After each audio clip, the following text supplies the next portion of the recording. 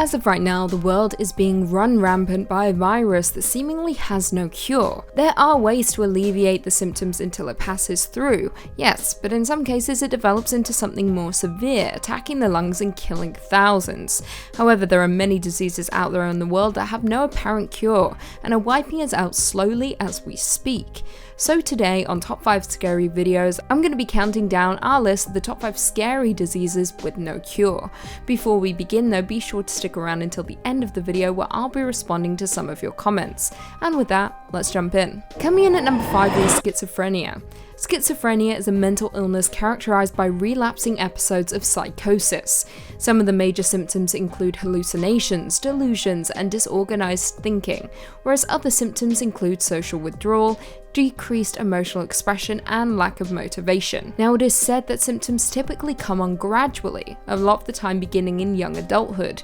In order to be diagnosed with schizophrenia, symptoms and functional impairment need to be present for 6 months, with many people who have the disease also having other mental disorders, including an anxiety disorder such as panic disorder, OCD, depressive disorder, or a substance use disorder. It is said that about 0.3% to 0.7% of people are affected by schizophrenia during their lifetime, with 2017 reporting an estimated 1.1 million new cases and a total of 19.8 million cases globally. The causes of schizophrenia include environmental and genetic factors. Possible environmental factors include being raised in a city, cannabis use during adolescence, infections, the age of a person's parents, and poor nutrition during pregnancy. Now, while there is no cure for schizophrenia, there are several methods out there available to alleviate some of the symptoms. The primary treatment of schizophrenia is the use of antipsychotic medications, often in combination with psychosocial interventions and social supports. The therapies available for someone suffering from schizophrenia focus on treating the symptoms of the disease. Mayo Clinic also highlights those available, including a few classes of antipsychotics, as well as psychosocial interventions. Coming in at number 4, we have polio. Polio is an infectious disease caused by the polio virus. It has been reported that in 0.5% of cases there is muscle weakness resulting in an inability to move. This can occur over a few hours to a few days. According to medical reports, the weakness most often involves the legs, but may less commonly involve the muscle of the head, neck, and diaphragm. Thankfully though, many people fully recover.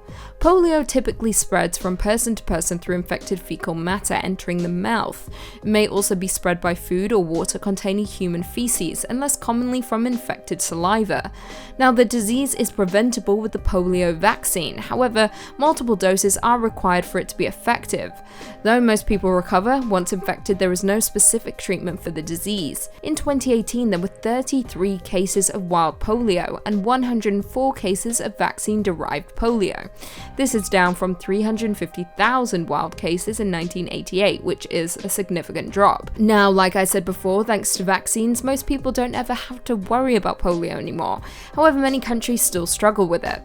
Now, what is scary about the disease is the simple fact that many adults and children with it never even know that they have it, according to the Mayo Clinic. In some cases, the disease can just lead to mild flu-like symptoms. However, in rarer cases, the infection can lead to paralysis. As I said before, the disease is incredibly contagious, with people unknowingly spreading it from person to person, which in turn leads to some serious outbreaks. Coming in at number 3, we have Parkinson's disease. Also known as Parkinson's or PD, this disease is a long-term degenerative disorder of the central nervous system that mainly affects the motor system. As the disease progresses, non-motor symptoms become more common. These symptoms usually emerge slowly. Now, typically the most obvious symptoms are shaking, rigidity, slowness of movement, and difficulty with walking. On top of this, thinking and behavioral problems may also occur. Other symptoms include sensory, sleep, and emotional problems. The main motor symptoms are collectively called Parkinsonism, or a Parkinsonian syndrome. Now, the cause of the disease is unknown, but it is believed to involve both genetic and environmental factors. There is no cure for Parkinson's disease. However, treatment aims to improve symptoms. Initial treatment is typically with the anti-Parkinson medication levodopa, followed by dopamine agonists when levodopa becomes less effective. In 2015, PD affected 6.2 million people and resulted in about 117,000 deaths globally. Parkinson's disease typically occurs in people over the age of 60, of whom about 1% are affected. Now, thankfully, Parkinson's disease is not fatal by itself, however, its effects are often serious and can cause life-threatening complications down the line. As I said before, there is currently no cure or even standard treatment for someone suffering from Parkinson's disease.